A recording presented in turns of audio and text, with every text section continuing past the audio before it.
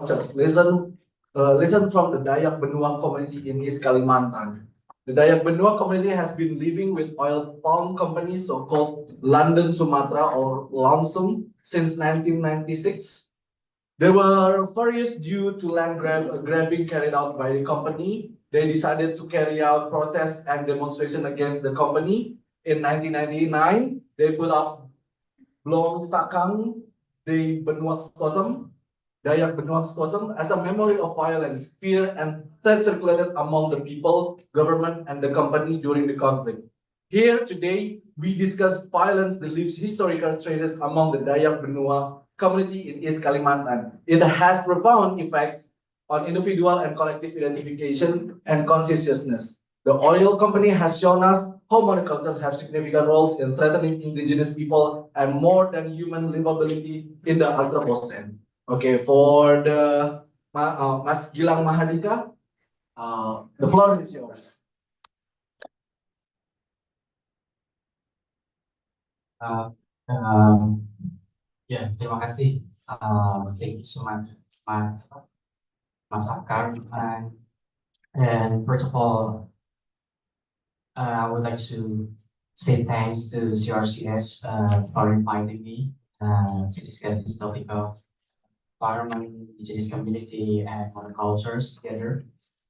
And especially, I would also like to thanks to Mas Abdi for inviting me to this forum. And actually, I'm really happy and glad to be here. And at first, I was thinking about what I'm supposed to present in this forum, since I know, and I'm also probably wrong, that CRCS is really good at explaining, discussing religion and culture. And actually, most of my research talk about smallholders and their ways of living in the middle of monoculture plantation. So at first, I just thought that maybe I only have maybe few cases which is related to religious studies and culture. But then I remember that there is a topic which is maybe, yeah, to me it's related to religion, or I would like to call it as a system of belief within the Dayak Benuaq community. Probably some of us already familiar with the Kaharingan way, but this kind of system of belief, they use it as against the oil palm company that now is running their business in their online. So I think we can discuss a little bit about the story of indigenous smallholders, especially living surrounded by the oil palm monocultures, and how, especially the Dayak Benuaq community, against this capitalistic nature of monoculture in East Kalimantan, where my research took place. So I'll do next. Okay, so I live and stayed with the Dayak Benuaq people, especially in the village of Muaranayan. It is located in Kutai Barat or West Kutai, East Kalimantan. And maybe it takes around 10 hours ride by car from Samarinda, which is the capital of the city, East Kalimantan, to the village of Muaranayan. But I don't think the village where I was staying with them is considered like maybe isolated area, even though it was a long trip. But maybe I can say that the village has really, yeah, apparently has really poor public infrastructures, especially like the electricity and also sanitations, and the public health institutions are very limited in the village. So, and the company, especially the oil palm company, decided to build electricity only in small part of the village. and it is because the village is located like in small part of the village is located inside the company plantation. So they need to build electricity only to give a light for the company actually, not for the people. So the electricity actually is there just only to support the oil palm company. And when I during my research, I live in the house owned by the former head of village in Waranayan. His family actually got an electricity provided by the oil palm company, and then the company started building electricity around the place, even though not all of the houses get are able to get the electricity. And I saw that it's only like a few houses, not all the houses having this um, advantageous position in order to get access to electricity, especially me, to report my build note to my supervisor. I need, like, I must need electricity to send email and everything. Um, yeah, most of the Dayak people are smallholders, just like usual farmers in Java, maybe. But I would like to call them as a smallholders because they are pretty much engaged in these global commodity markets such as oil palms now that are very popular today. So smallholders like in Indonesia means like farmer in small scale. They are uh, a small part of the big global commodity exchange. Like for example, now they grow oil palm since 2011 to 2014. And even though some of them are working under the government, like being civil servants, but they always come back to their fields, yeah, taking care of their gardens and crops and farms and everything. And so that's one of the reasons why I'm a bit skeptical, especially when it comes to identifying the local community, especially Japanese people, as isolated. Maybe we can look at the history of under the new regime, looking back maybe at the history of the authoritarian governments. Like the indigenous communities anywhere in Indonesia were often like considered as isolated communities, and sometimes they also perceived as unproductive or maybe not having economic mentality in order to create progress. Uh, and sometimes also the governments classify the indigenous community, maybe they are a bit more isolated. Therefore, I think also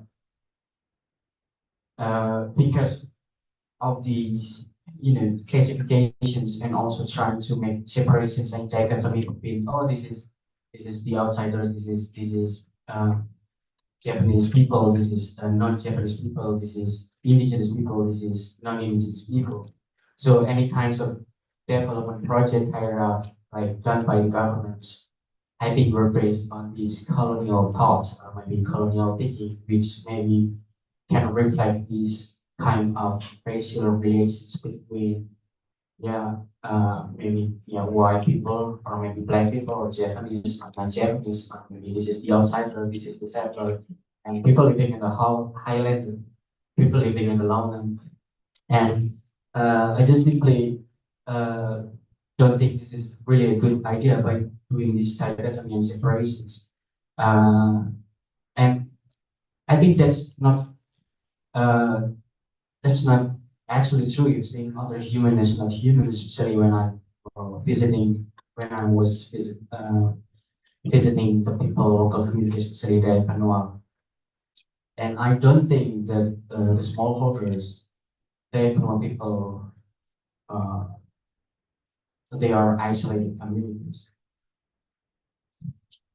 Uh, because as you can see on the pictures, like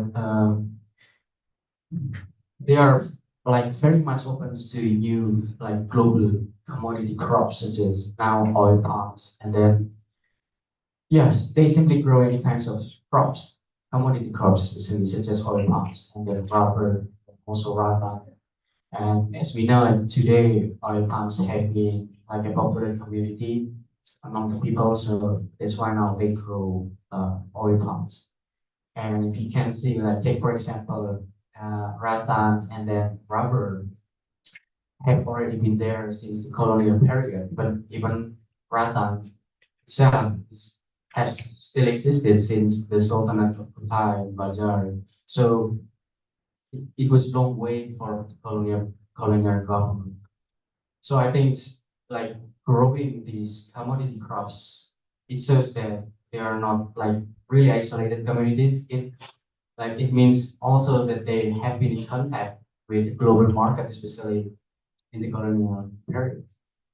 And as I learned from the people, the Benuaq community on how they live now, like currently surrounded by the monoculture plantation, and I see that there is a huge difference between smallholders and corporate monocultures. So there's a huge, and I think we can learn also. We should learn from smallholders and trying to pay attention to the smallholders, especially on how they keep or try to remain and also restore the biodiversity in the middle of basic monoculture project done by the government now in Kalimantan.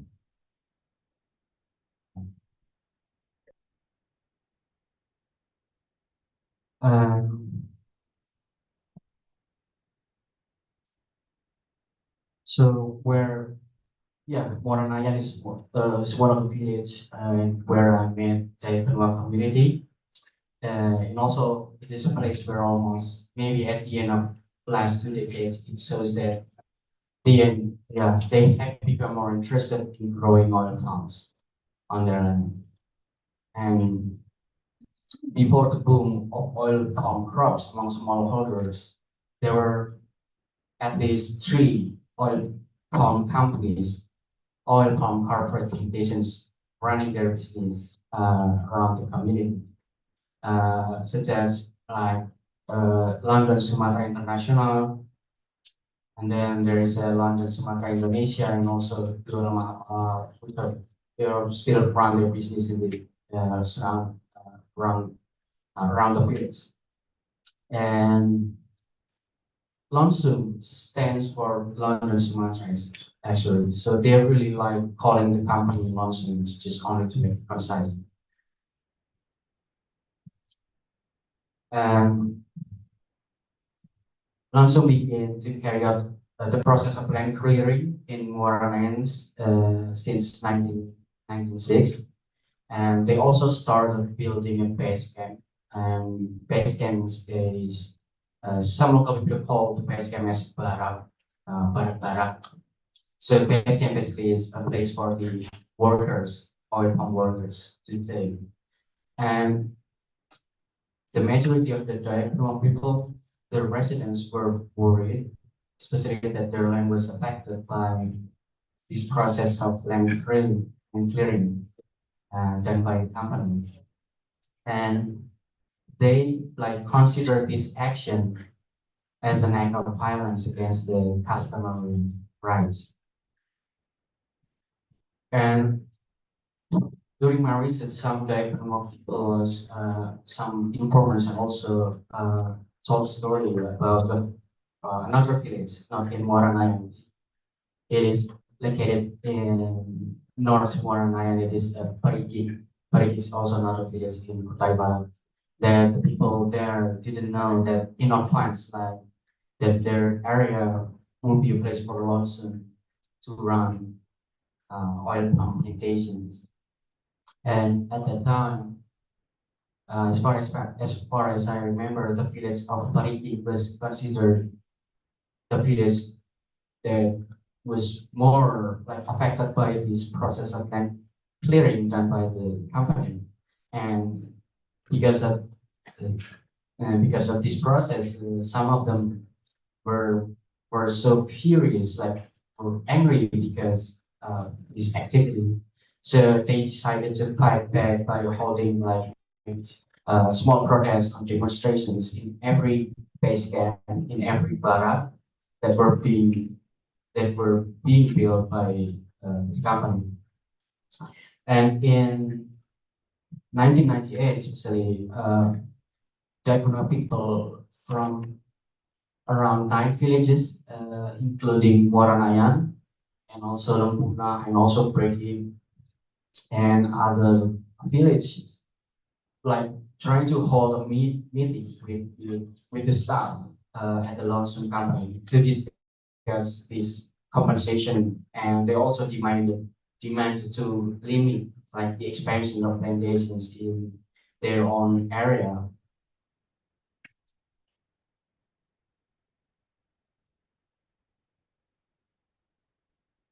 And especially in 1999, they decided to take a form of resistance against the Lonsum company until the very beginning of 1999. And that year in 1999, it was like maybe a tragic moment for the Dayak Benuaq people, because there were protesters who died, who passed away while trying to occupy the base camp at Lonsum company. And this is what one of the interesting things to me, that some local people thought that the tragedy, like this moment occurred because they believe that they had not yet been they had not yet been held like ceremony or maybe rituals to in order to reconcile and harmonize the lives of the people, and also the plantation company, and also the spirits uh, around around them. So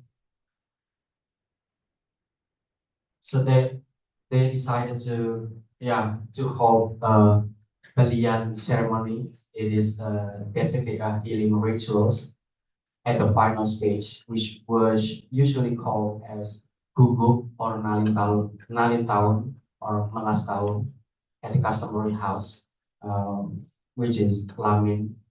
Lamin is the customary house of the Dayak people. Uh, in general, they call it as lamin.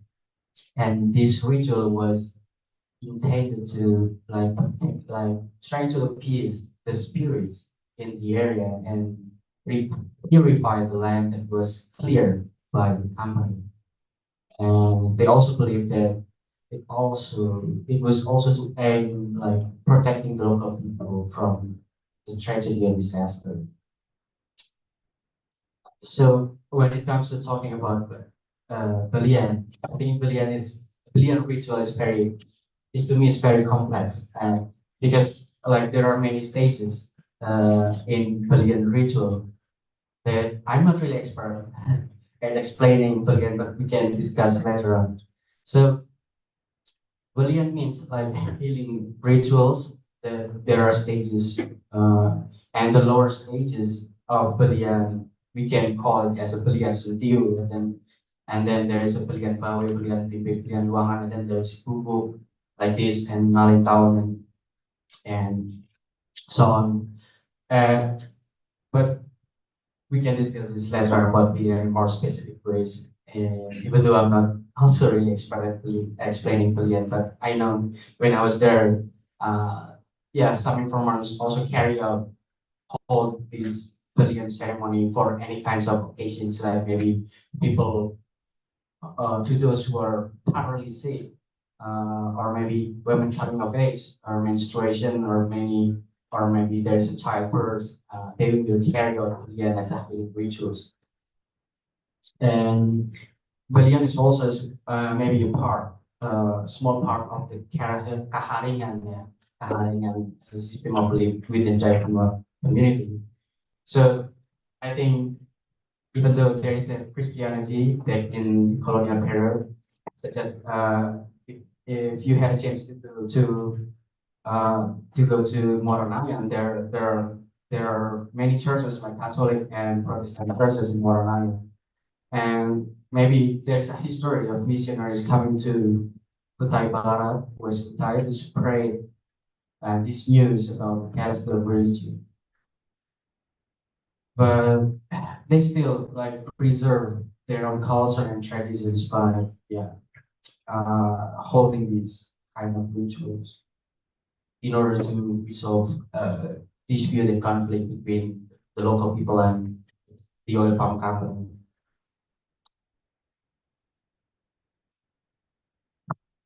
Uh, so they put up bloontakng as Mas Arfai mentioned before about bloontakng. Yeah, it is like a totem. It's like a totem or statue, uh, actually crafted by the Dayak Benuaq people as a symbol of, actually for a symbol of healing rituals. But this kind of totem is as a symbol as maybe trying to resolve the conflict among the residents and also oil palm companies. And during the ceremony and during the rituals, the ceremony was also attended by the local governments and also staff at the company and also the residents themselves. And as you know, when talking about Dayak Benuaq community, there will be always a bloontakng. Akan selalu ada bloontakng. But this particular totem was built on with like a symbol of radiation among the people and corporate radiation. And bloontakng is also created to those who pass away. So maybe if someone passed away, they will like carry out rituals which are very different from healing rituals, like Billion. So maybe there's someone passed away, so they call the ritual as death rituals, like mortuary rituals, death, ritual kematian, and they call it as a bloontakng. So basically, bloontakng is very important used mostly as a collective, maybe collective memory within the Dayak Benuaq community to hold any kinds of occasions and events or religious ceremonies, and yeah, many more. And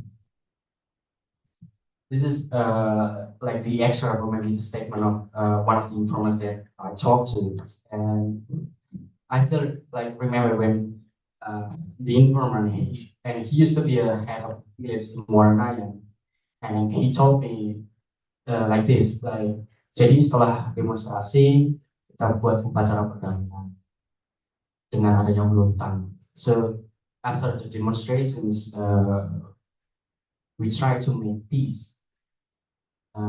There is a bloontakng that is really hard, and it aims like to make peace among the people so that the company can still run their business, while at the same time the local residents also still able to make good connections with each other. But his statement is really interesting to me because even though like the ritual was already done, but until today, the Lonsum company is still able to run their business in the Dayak Benuaq people. So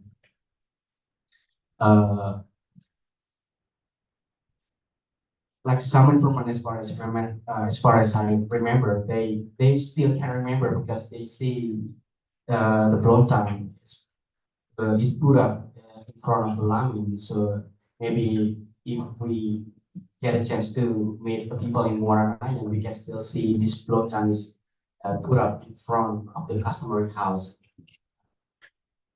lamin in front of the customary house of Dayak Benuaq. So they can still remember the tragedy back in 1999 because of these totems. So sometimes when I try to interview the people, they feel like maybe they feel like gloomy when trying to remember the tragedy back in 1999. So I don't think that because of the totem or because of this bloontakng, the conflict between the people and also the oil palm company is truly over. Uh, because of this reason, I see that this totem as maybe like commemorations of violence happening in the past. So there is a process of sacralizations done by the local community that can be regarded as an attempt to bring the story of the past to a close. Like if they try to make closure, tragedy in the past that happened in the past, and trying to adjust it to a future-oriented and almost evolutionist narrative of progress. As Walter Benjamin has demonstrated, maybe to me, like holding these healing rituals, like Bolivian rituals, to me is like was not to make a closure about what happened during the conflicts, but maybe this is the other way around, like maybe only like to create this collective consciousness and identifications about what happened in the past that is real uh, happening with the people. So I think the attempts to create this kind of closure after the dispute and conflict among the people and also uh, the corporations, maybe contrasted to keep actually to keep the story of the tragedy in the past a bit more alive because of the totem on the present day, like today. Or maybe at least I think putting up this bloontakng as a totem is to actually to trying to address its complexities and also maybe like the uncomfortable feelings within the Ecuador people to uh, like willingly to accept or what they believe true. Maybe I think it's not true. Like, so I don't think that the conflict among them it's not like it's not truly over, but it has become like maybe a collective memory among the economic community to always remember about what happened when people were against uh, corporate practice and soil farm coming against Lonsum. And during my research, they keep telling me the story of their the story of these of the past, like the resistance and also the violence happening in the past to their children, also including me. So I think this memory about the resistance has existed or would be maybe existed for in the long run, like maybe to just to try to remember about what happened in the past. That maybe it's not really good for the Ecuador community and also the company.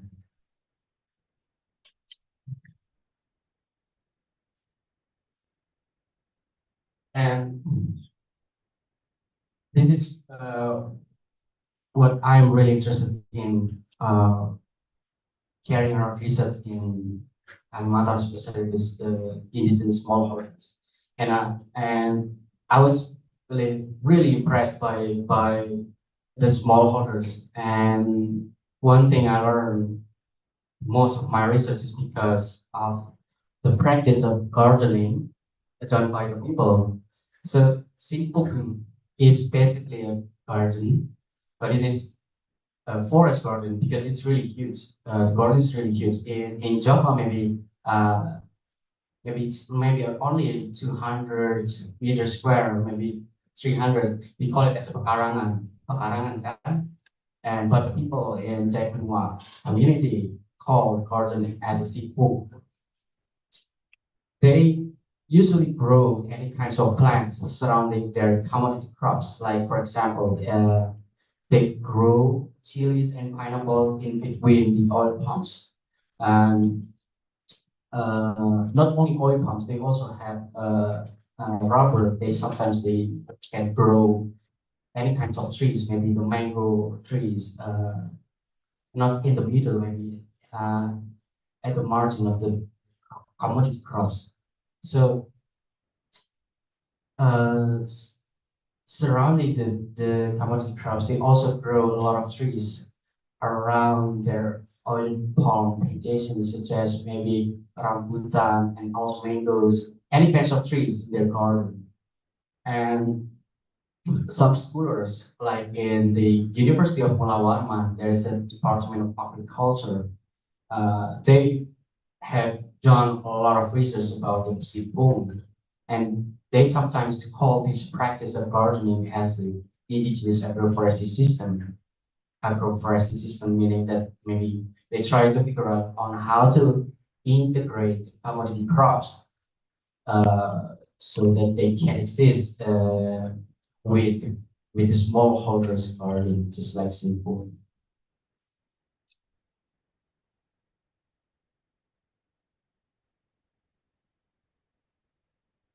Um, they also often encounter many different like endemic species, especially primates. Mostly like maybe macaques or monkeys or gibbons, long-tailed macaques, monyet ekor panjang, and then short-tailed macaques, and living in their forest gardens. And Dayak Benuaq people also have their own languages to identify these species. But we can talk about it more later on about they identify each species and they have their own languages to identify like maybe macaques, long-tailed macaques, they call it as buruk, and then bekantan they call it as a pekara, and many other forms of primates living in uh, their forest garden. And as you can see, maybe on the pictures, on the right, uh, person showing like a jackfruit, tempered eaten by macaques or monkeys in his garden. And the person on the right has really huge forest garden, really huge symbol. So maybe I can imagine how if Japanese people live in Kalimantan and he has really huge space to grow pekarangan, maybe it can grow just like a forest, like a secondary forest. And actually, like the people really like to hunt these kind of species, especially the primates. But the government banned this hunting practice because they are endemic species. They are also threatened to extinction, so that's why they are prohibited to hunt these animals. And I see this in uh, as an interesting story because it shows to me how like narrow the forests are from time to time because of these massive monoculture projects and development in the carried out by the government nowadays in Kalimantan. So, like seeing these endemic species in all kinds of macaques, monkeys, and gibbons, they are now like struggling to live because their habitat no longer exists, and they try to find a way, find another way to maybe survive by living in smallholders' garden, even though some of them don't really like it, seeing macaques in their gardens.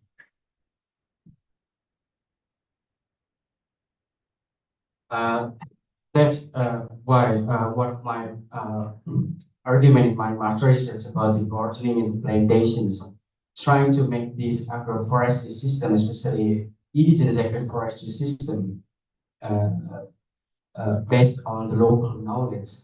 Uh, and I think the practice of gardening is also maybe one of the ways to restore and maintain the biodiversity amidst these massive monoculture plantations in Kalimantan. And garden is also can be a place for species to take refuge, just looking for food and shelter in the forest gardens.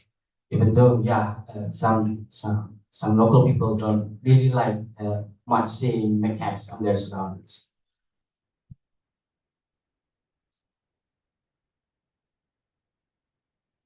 And I think from this case, from my research, I think there is a relations between monoculture and violence, and that they are very like maybe heavily related to one another.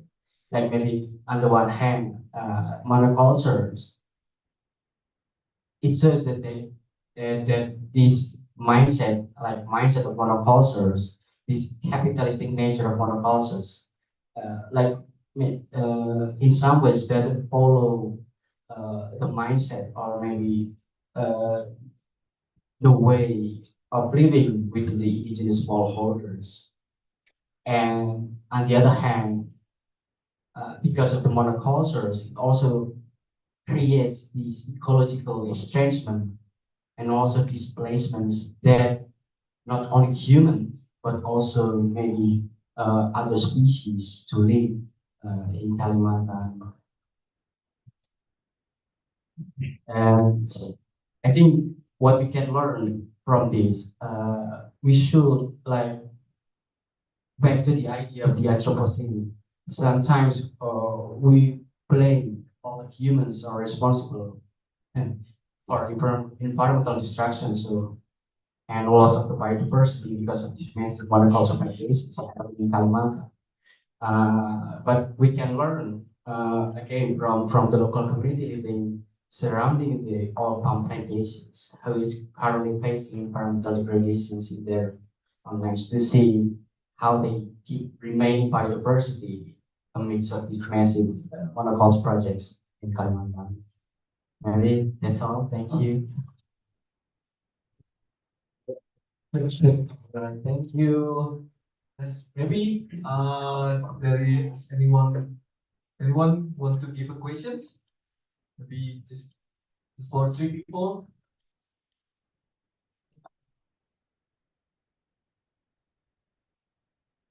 Okay. No one else? Thank you, Akar. Mas Gilang. Mas Gilang, thank you very much for your presentation. I just want to start the discussion. I'm very much interested from here today. Basically, the last point, or probably before this one, the monoculture and human violence, the relationship of the two, violence and monoculture and violence.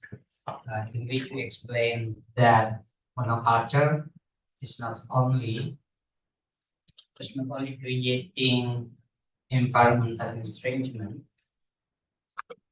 but also social estrangement. People feel strange in their new environments after they experience the monoculture project by this company. So I wondered if you could make some exploration, historically speaking, the idea of the relationship between environment, ecology, or the physical environments like plants and human. If in your scholarship, like in history, we find some debate or discussion how environments and human relate to one another. And so when we say monoculture, it is not only referring to one type of plant, but could also be about homogeneous society and the other way around.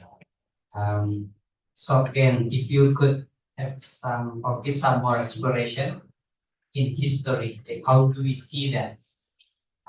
Especially when you refer to the Anthropocene, It is also very historical, yeah, since when we find or we experience in our history the separation between nature and culture, human, and then human become the dominating nature on the world.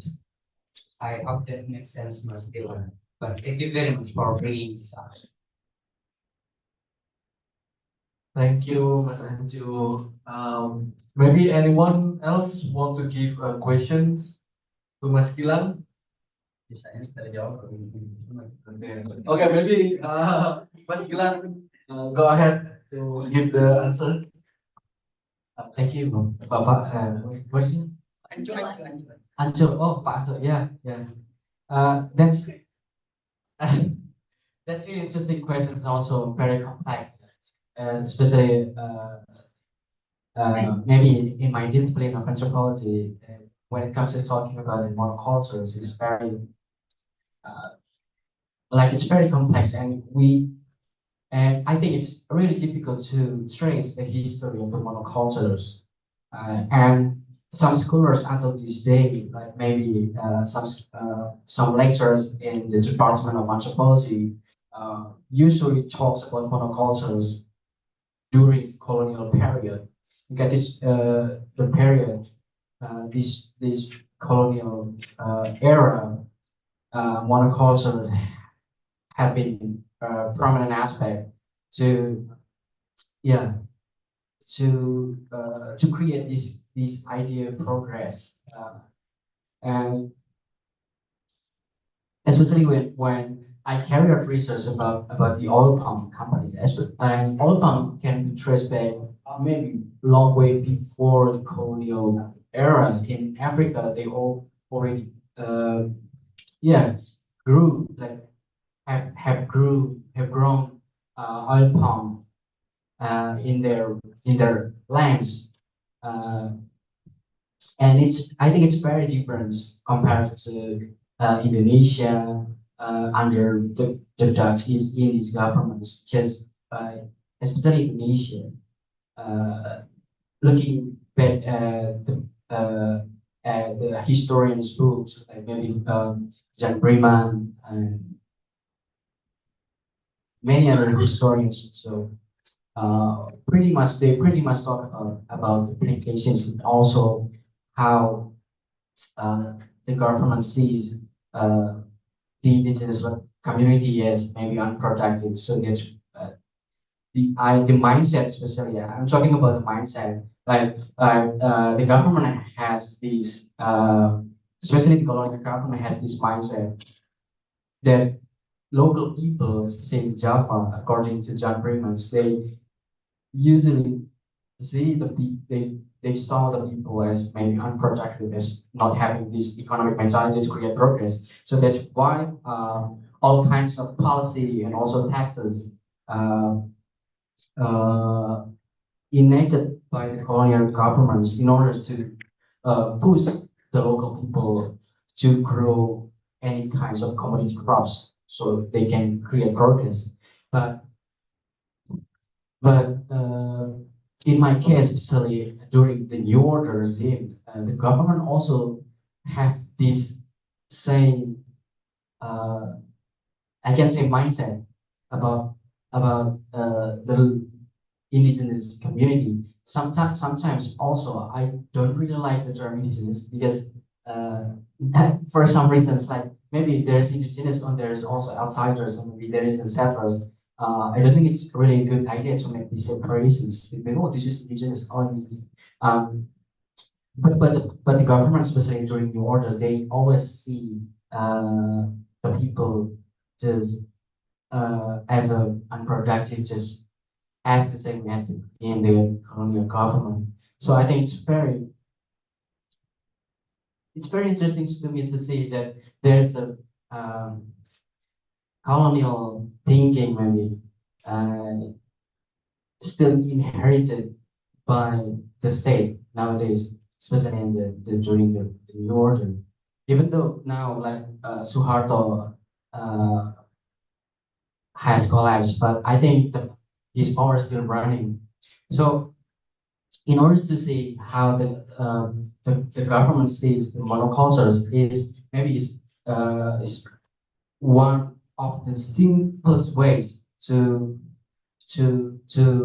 discipline, to make, to conditions the people in order to be able to create this kind of growth and progress, even though it has a serious impact on the environment. So that's why I think monocultures is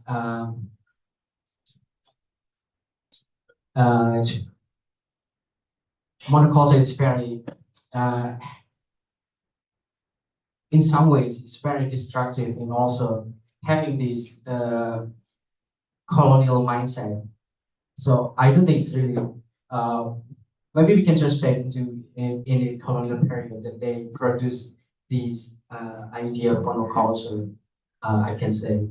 And relating to monoculture into violence, I think that's very clear because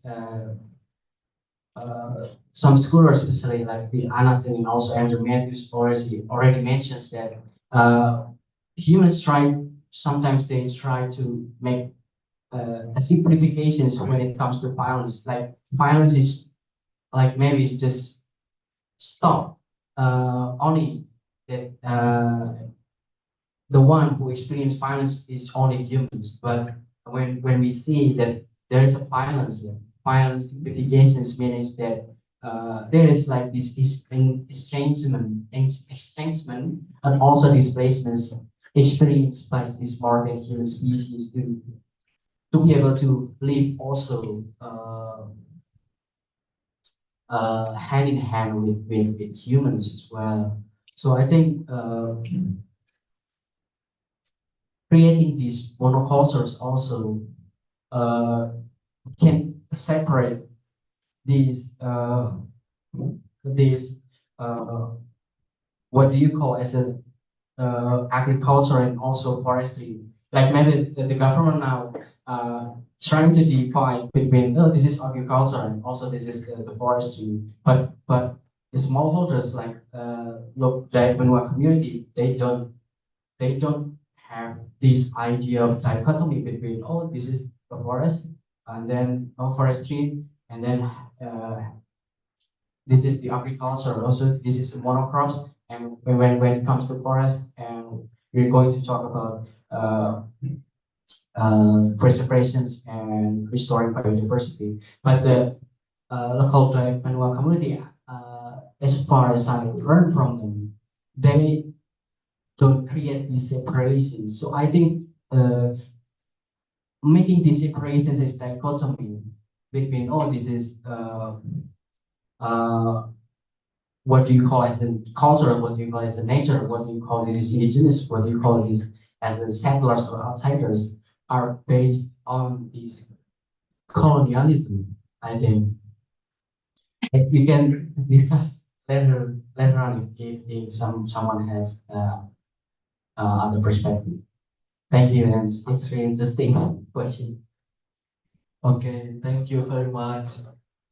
And anyone else? Okay, there are two people. Saya bilang kan, Oh, Mas Reza. Okay, maybe.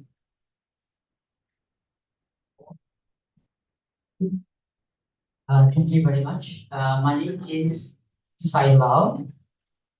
I'm from Magister of Linguistics, Faculty of Cultural Science.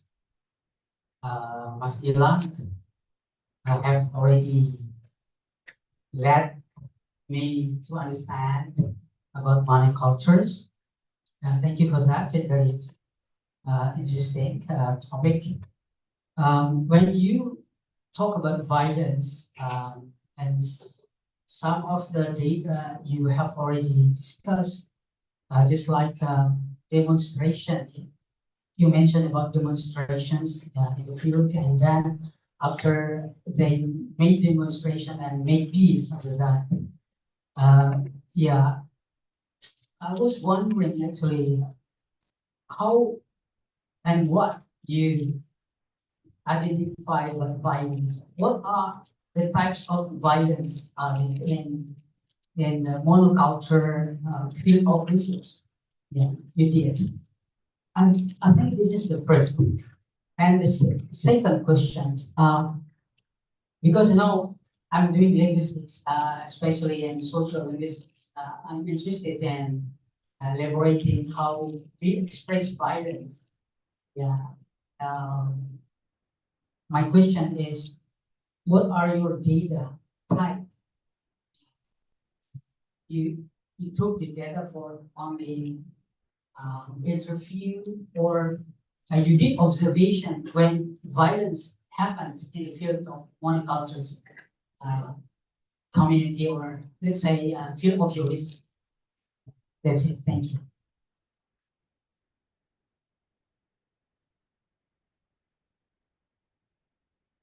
Yes.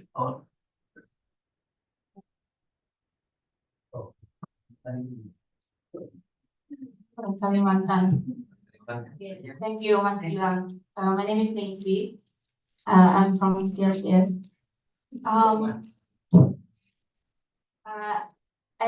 interested with the healing process you share in your presentation, and my first question is, what is when they did the healing process after the displacement, maybe, or other occasion they experience after the monoculture plantation exists?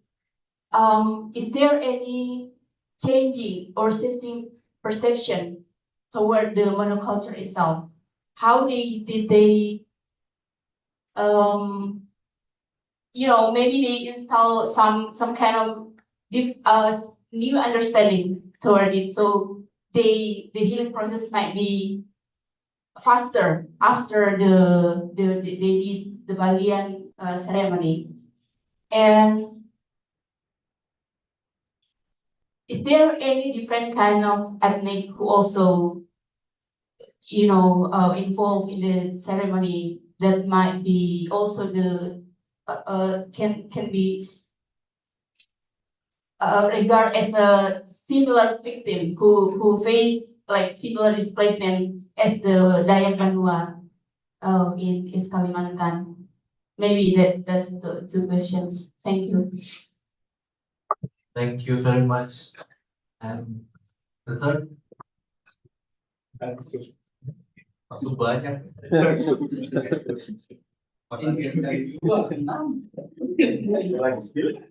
I have three questions. Yeah, my name is Reza, Mas Gilang. I really love your presentation, and especially the apa istilahnya, the perspective that you take on seeing this. So my interest comes to two things. First, about the bloontakng. I want to know. I think it is related to Ning's question. I want to know who initiated the bloontakng. I mean, who made it, and then how it was initiated, and how, and I mean, does the people from the company is also involved in the creation, and who are the company? Are they local people who are working there also, or are they people from different area, from people from outside the communities? And then how does the company or the people of the company perceive the bloontakng itself? What kind of narrative do they use in understanding the bloontakng? Do they use it for apa?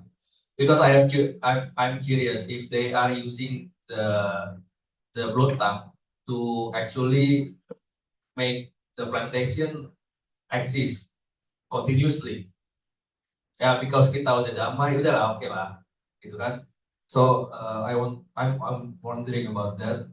And then the simpung. I am also interested because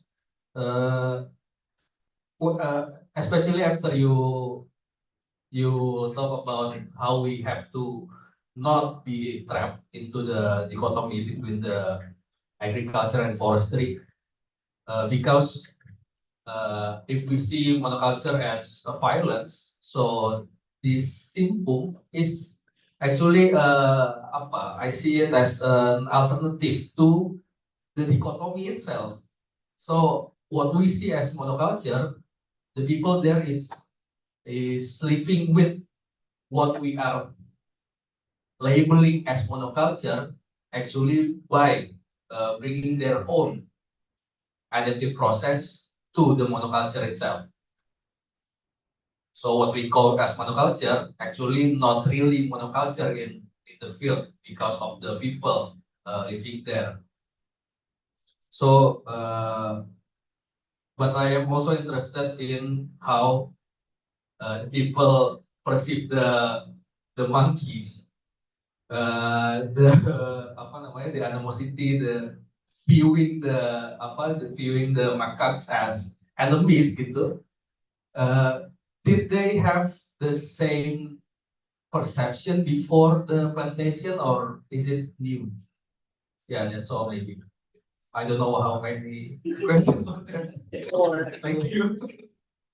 Actually, it was 4 questions. Okay, maybe Mas Gilang, are you ready to give the answer? Yeah, yeah. Okay, go ahead. Yeah. It's a lot of questions. Like one at a time. Okay, Bapak Sailo ya. That's really interesting, right? Really interesting questions. Also, to me, it's really tough. Yeah, questions. Trying to define what violence is. Itu, to me, it's really challenging. But in challenging in maybe in academic discussions, but maybe especially when talking about violence, I only see violence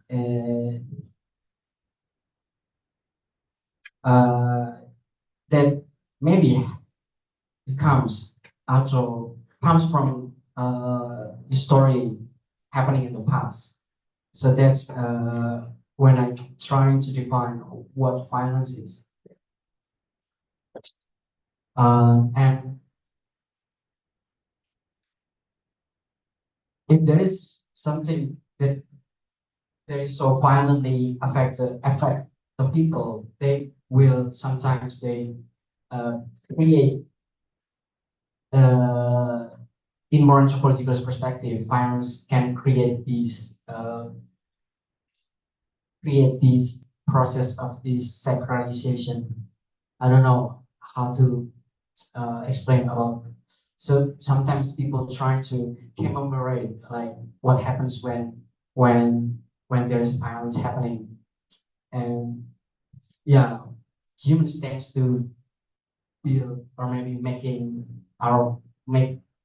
any shrines or maybe any statue maybe or any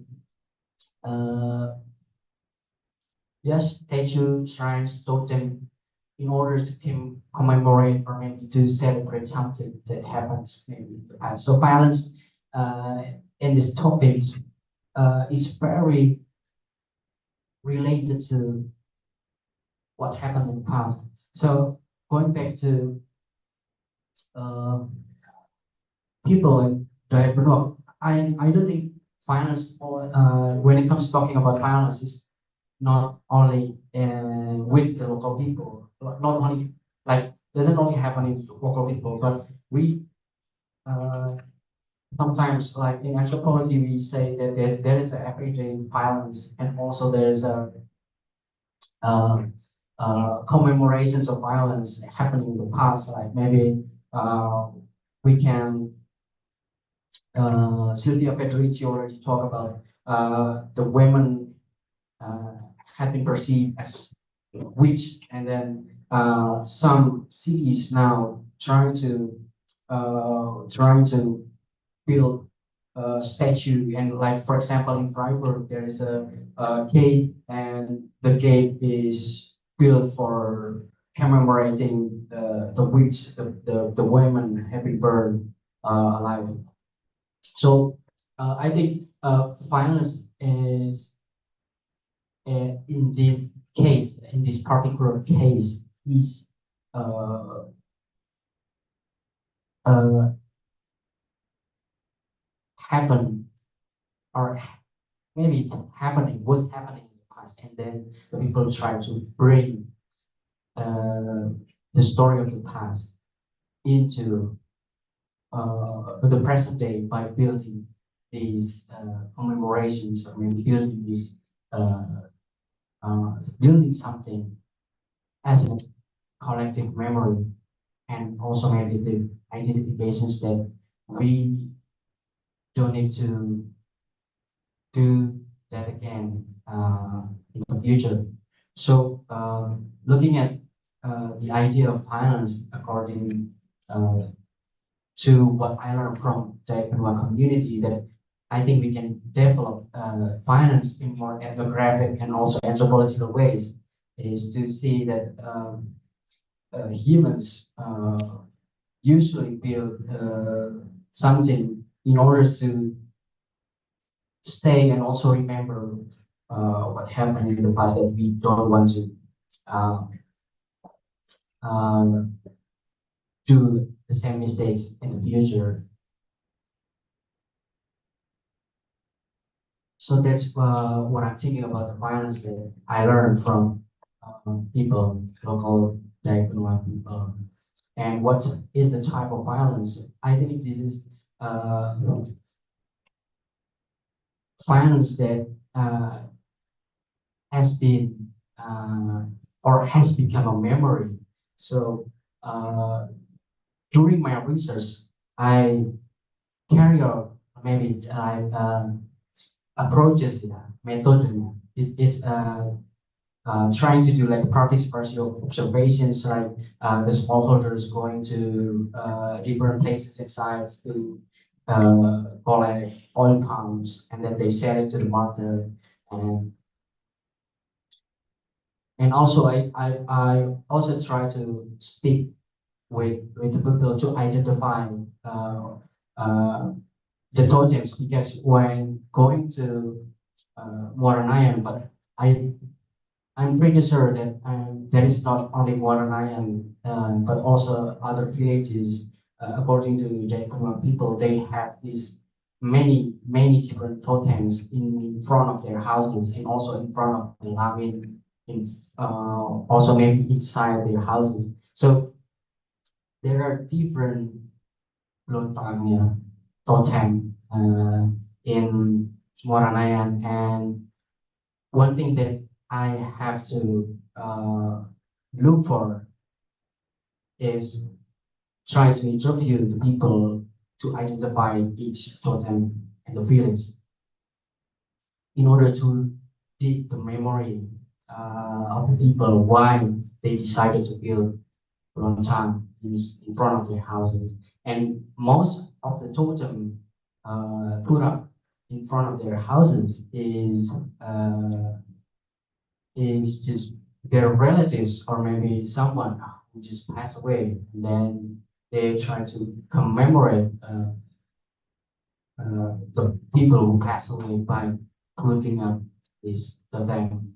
But it would be different when totem is put up in front of lamin, such as this kind of bloontakng is not for as a symbol for that the healing ritual is being done, or maybe the mortuary ritual is being done, but it is just like a symbol as a mediation that maybe, yeah, Teresa mentions that maybe it's just only a commemorations, or maybe just a collective memory of the community that something happened in 1999.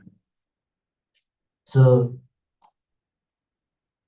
and I really appreciate the questions because it's really hard to me to answer the questions because it is based on data that I collected from the field. So when we discuss a bit more abstract, but what the definition of violence, that would be also interesting to. I would or really like to learn more about the violence. Yeah. And also, Lindsay, the healing process in Belian, uh, that's also really interesting. But the people, how to say,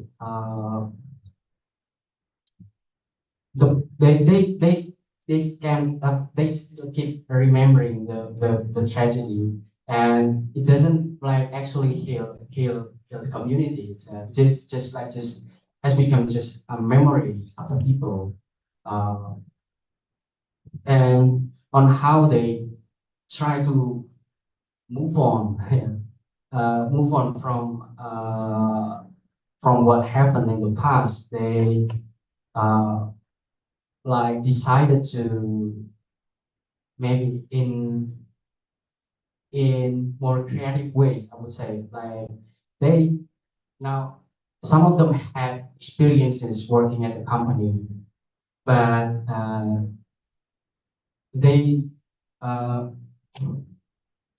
sometimes some of them also left his job at the company, maybe for several reasons. And one of the reasons is regarding the ordinary working hours. Like it's very disciplined when working for the company. We have it's maybe 9 to 5, working 9 to 5, and then they have to go back and working constantly at the company. It means that according to them, it will be difficult to meet their children. And I I don't remember one of the informers told me that waktu saya pergi pagi jam jam 8 gitu, anak masih tidur. Nanti pulang jam 8 anak juga masih tidur. Jadi dia nggak bisa. He didn't get a chance to meet their children because there is a working hours. It's very tight, and that's one of the reasons why they decided to leave the company.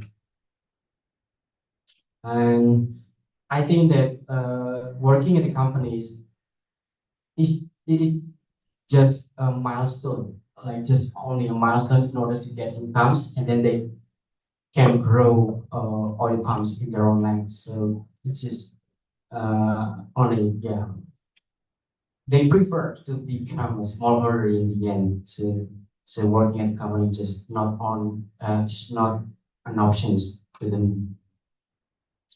And also I feel that being smallholders also can give us like a sense of freedom, freedom to decide the time when we can go to the fields, when we want to take care of take care of our plants, gardens, and also crops. And also we have flexible time to meet our families, and if there is someone passed away, we can visit people, and many things that we can do being smallholder. So I learned that they maybe trying to move on from what happened and trying to maybe looking for in more creative ways to be able to to survive and to make a living surrounded by the oil palm companies until this day, by maybe some of them working at the company and then they left his job, they left their jobs, and then they become smallholders in the end. That's what I learned from the people. And about the displacement, since I only stay in Borneo and also in Barong Tongko, it's only maybe 2 weeks. Barong Tongko and also Borneo is very far. Maybe it takes around 3 hours. So I'm not sure if there is a displacement, but I believe there are a lot of cases of displacement in Kalimantan when the government, especially now like IKN, ya kan, IKN mereka they build these huge and apa pemerintahan yang besar ya located on the north of East Kalimantan. That would be really interesting to see, but there are a lot of displacement that is not only indigenous community but also other species living in the forest. Gitu. I hope it answers the question. And also lastly, Mas Reza, talking about bloontakng is I think it's very complex, and maybe we can talk more after this. Bloontakng is very complex when talking when it comes to the Benuaq people, because like it has become like a totem that I'm really interested in studying only about bloontakng itself. But my research it doesn't really much talk about bloontakng, but I only know about the functions of bloontakng, like maybe to hold healing rituals and also mortuary rituals and any kinds of rituals held by the local community. But one thing I learned that bloontakng is a very significant aspect for people, because it we can trace back the history and also the memory of the people. So if you see one bloontakng, one totem put up in front of their house, it means that there is someone who already passed away. You can learn who uh, who was it. Anything we can learn from bloontakng. And I wish I can go back and revisit the people, and we can do research more about bloontakng. Yeah. And just like you said about bloontakng as well. It's only like and also it's very related to the questions of about the violence, and also there is these complicated relations about this is culture of the Dayak Benuaq culture creating bloontakng, and there is a violence, and we also have to study more about the idea of the spirits, because Dayak Benuaq community believe in ancestral spirits, and there are many spirits that we don't know. Like they one of the spirits that I learned from them is Juice. Juice is like a soul inside our body. Juice. So when Dayak Benuaq people talk about Juice, it means that roh or soul or jiwa in human body. Jiwa, it means Juice. Just like Levi Strauss talk about who, how. So it's more like a floating signifiers. When it comes to talking about Jews, it means that all the people here are involved. Like we have this soul, and Jews sometimes can go outside of the human's body. It means that we are subsequently getting sick if there is no juice in our body. So they decided to hold these billion rituals in order to catch the juice back again inside our body. So and when holding healing rituals, we also have to pay attention. The leaders of the rituals, it is called pemelian. Pemelian. Pemelian. Pemelian. So pemelian, there are many pemelians. Also, there are many roles when holding ceremony. So there is not only one pavilion. Pavilion A, they work for slaughtering the buffalo, and pavilion B, they hold for holding a flag, and then there's also other pavilion working to give a prayer to the people. So there are a lot of pavilion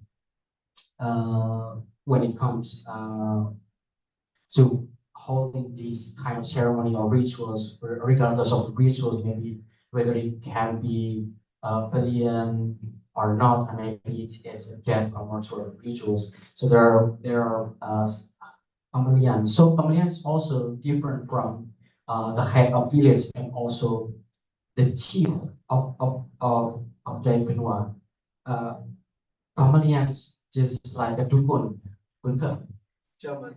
a shaman. Yeah. Pavilion is just like a shaman, and people believe that pavilion have this capability to heal the people and also the spirits and also all kinds of things that in order to reconcile and also try to harmonize from what happened in their surroundings.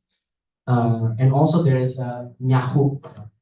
It's also another spirit believed by the Dayak Benuaq community. Nyahu means not really evil, but Nyahu means ya agak nakal gitu ya, nakal, spirit yang nakal gitu. And we have to always feed Nyahu, so they to what is it to get to in order to stabilize the environment. So there is makan Nyahu, it means that feeding Nyahu, so they're not getting easily furious. So there are a lot of spirits and any kinds of spirits, and it's not limited to also the ancestral spirits. And before going back to before Catholic and also Protestant churches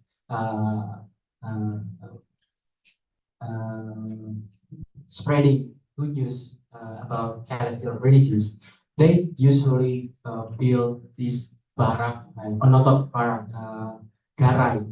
Garai is just like a small house. If there is someone passed away, they will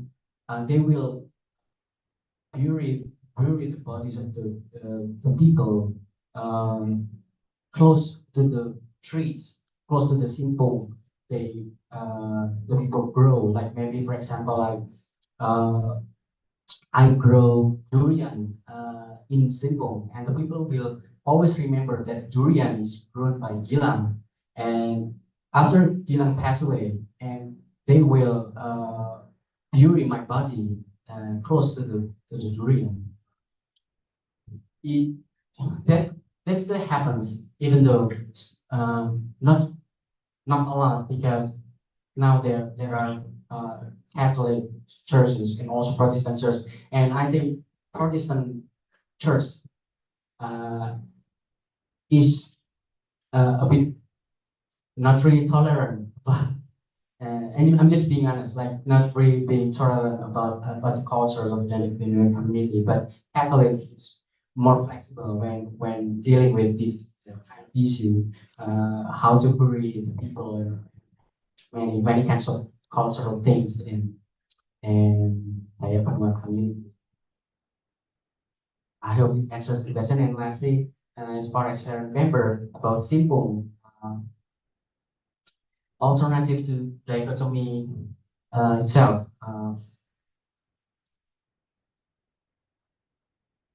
Well, that's very interesting statement that because I'm not clearly sure about the but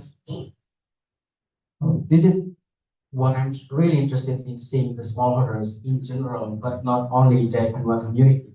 In Java, especially in West Java, people also grow coffee trees. And now there is a trend in West Kalimantan also trying to grow coffee trees in West Kalimantan. And the smallholders, like especially the Iban, really like growing coffee now. And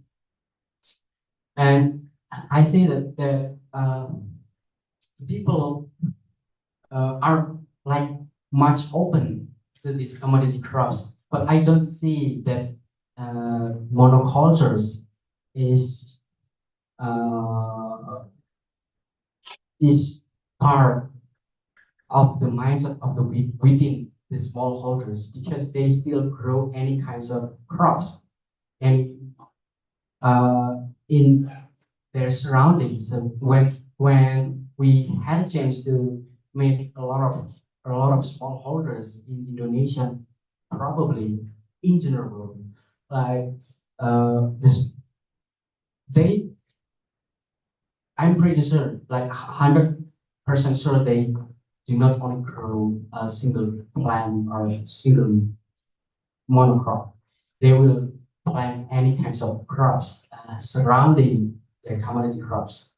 So that's why I think it's very interesting to see uh, the difference between these the nature, like the capitalist nature, especially like brought by brought back by the colonialism, maybe on how they employed this massive monoculture back in 18th century and 19th centuries in Java, like maybe the sugarcane and also coffee and many other things like indigo as well.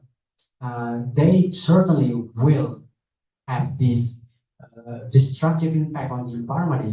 And it's clearly like maybe now there's at the Department of History trying to look at the more than human history under the monoculture project by the colonial governments. Uh, they already like pointed out that people are much more vulnerable to pests and also disease. Like maybe back in 18 and 19s, also 20s maybe, there's a pestilence and also pandemic disease, not only just pestilence, but a lot of many kinds of disease because of the monocultures. So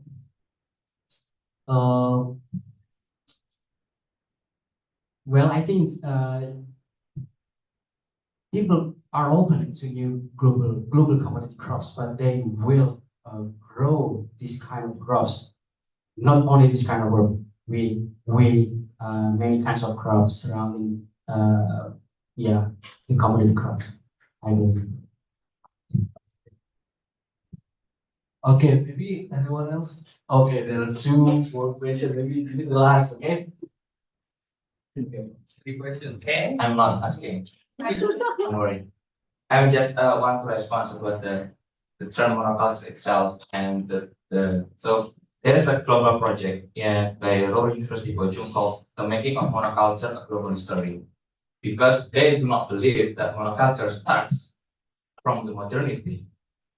So they try to tracing the global history of monoculture because they don't believe but monoculture started from modernity.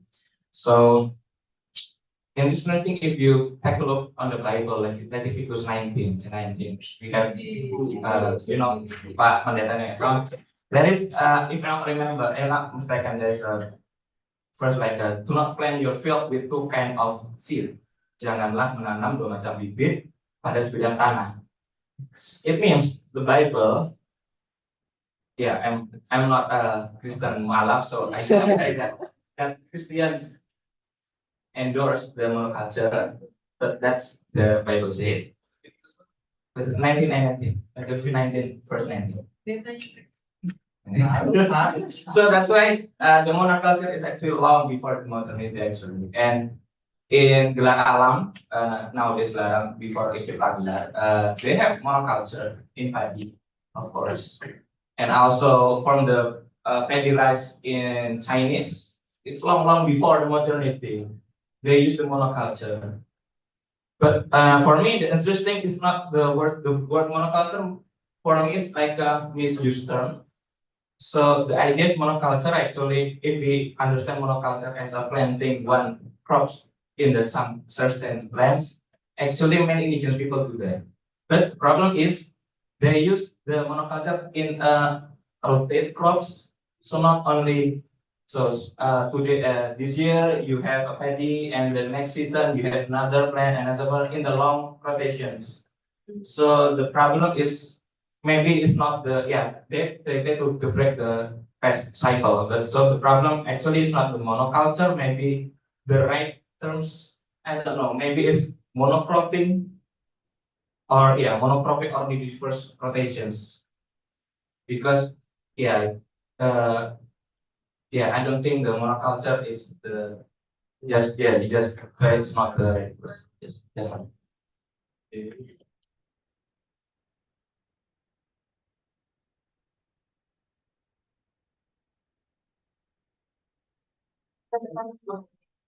Thank you so much. My name is Mara. Actually, I'm from tourism studies. Yeah, I was wondering, is it okay if I ask about the tourism perspective? Because I saw that what's the name of your village? Mayan. I saw in the Google map, it's only 6 hours from KN, right? I was wondering, are they making the infrastructure from IKN to Mayapada so the people or the tourists can go to the Muara Maya? And also, there's a lot of local wisdom over there, like forest garden, and also the what else? The healing ritual, something like that. Nah. I think this kind of tourism affection, and they can provide tourists goes to the Mayanwara. So I was wondering if the Mayanwara are already making something tourism perspective about that. Thank you so much. Okay, maybe I can add just one. Sorry, Mas Gilang. I'm interesting about since you mentioned about the relationship between the plant and the one who plant the plant of the vegetations. Is that only is only appear after the conflict, or is this is since it happens since a long time ago in the people of Dayak Benuaq, and if the belief has been and the belief it's appears since long time ago, uh, how they see how they see the monocultural vegetations until it becomes a violence the customary rights. Yeah, it's more about their belief. Okay. Okay, satu-satu. Okay. Yeah, I agree with Mas Abdi. Yeah. So about in Bochum. And also, I was in Bochum, discussing this issue together with the Frank Walter and also Michaela Howe. Also, discussing a lot of what monoculture is. A lot of these with many colleges around the world, but yeah, Frank told me about it that monocultures already exist like back before we call it as monocultures in China and also in Thailand during Siam Kingdom of Siam. Also, they already applied this rice paddy field as one of the monocultures supported by the kingdom. And but one thing, uh, uh, that now monoculture has become prominent is because it stays in the field for a longer period. Like there is no crop rotations, like because monoculture has this mindset in order to scale up, in order to create progress, we have to scale up we have to scale up the plant by using chemical substances as fertilizer and also pesticide and all kinds of chemical substance to trigger are to trigger in order to create this quality and also quantity of the monoculture, so that it can be more maybe it can be more better oil palms. So now monoculture has become really an issue, an important issues, because they, especially the company, tries to keep the monoculture alive for a longer period of time. In the long run, maybe like probably like maybe oil palms can last for 45 years. So it's it is already in a half of our ages of human ages. So yeah, so this is really bad to environment, because when the company, probably in the future, has collapsed, so the soil has become you know, the soil now is not really good. It's no longer good to grow any kinds of food, because it already has struck by this particular plant, just like the oil palms. And I agree with you about the crop rotations that also happens in Waranaya. Uh, the Dayak Benuaq community also have these model of seedling cultivation / urban farming, by cutting the trees down, and then they can grow any kinds of plants. And sometimes they grow paddy, dry rice, after burning the trees. And now, after growing paddy field, now they start to plant what is it? Oil palm. So they can live out and they can move around to another area to start slash and burn farming again. So they see oil palms also a part of this model of city cultivation. So they still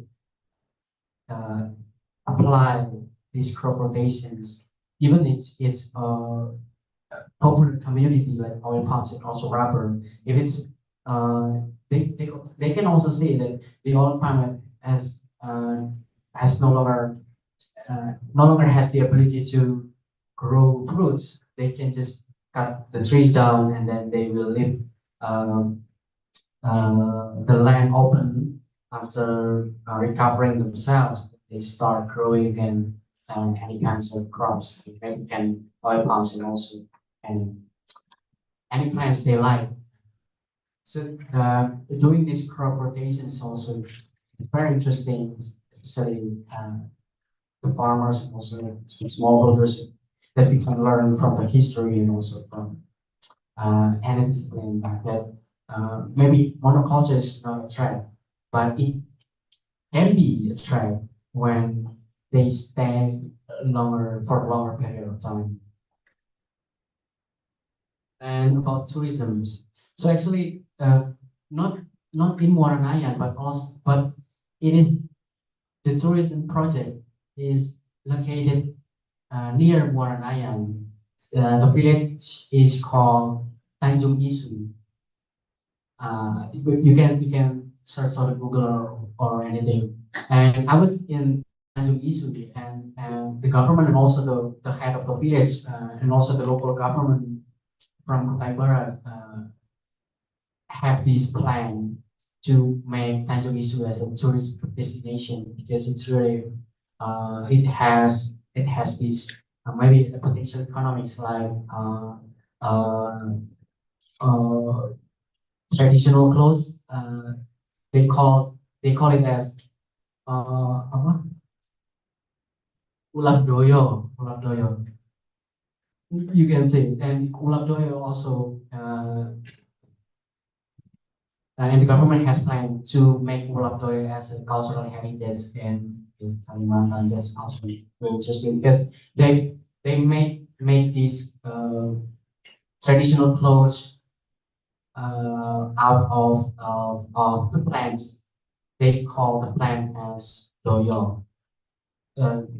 Maybe I can show the picture after this discussion. Like doyo is just like apa kayak lidah buaya gitu. And then they can just then I don't know how to I don't know to process, but it's really interesting to see that they can work any kind. They can craft and do creative things from their sipong, such as they just put or pick doyo and then they can create clothes, traditional clothes. I don't know, maybe if the government has different perspective, maybe they can make monocultures, doyo monocultures, because it's very potential to for economic growth within the Dayak Benuaq people. And the relationship between the trees and the people, that's one thing that I talk more about this relationship, because it also implies their political ecology, like maybe because of someone already plant or grow in specific area, plant trees, any kinds of trees in specific areas, it has become quote unquote their own property. So maybe other people already notice that, oh ini punyanya Bapak Gilang, oh ini punya Bapak Abdi, oh ini duriannya Pak Abdi ya. So they don't have, since they don't have like idea of the property, like private property using this certificate hak milik or any kinds, but they have this idea of access, like who plants the trees first, and they have rights to own the area. So it's more about the political ecology. And when going inside the simpong, like in forest garden, they will see a lot of trees, right? And I saw a lot of trees, but they know people can identify which trees is grown by whom and which types of trees was owned by whom. So they already know the area themselves by looking at only the trees grown by the people themselves. So it is more about the political ecology within the Benuaq community in order to be able to identify and notice a kinds of access to the area and soil and many kinds of things according to the trees grown in specific lands. So, and that's also one of the reasons why people, Benuaq people, all tend to grow party grow trees that can last or stand longer, maybe for 6 to 7 generations. Right, for example, durian, jackfruit, also rambutan, but I think rambutan is cannot last longer. Like maybe mango, quinine, any kinds of trees that can last longer, they tend to grow just only to make a barrier, maybe to make this access only to their families.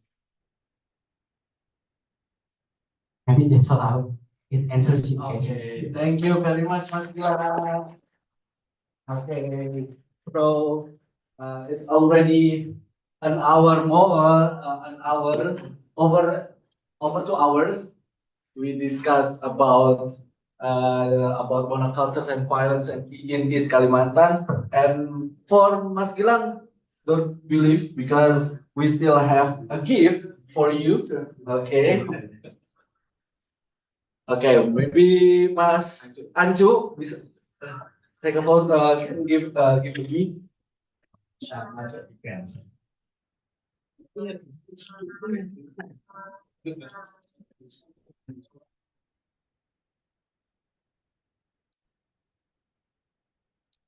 Suka nggak?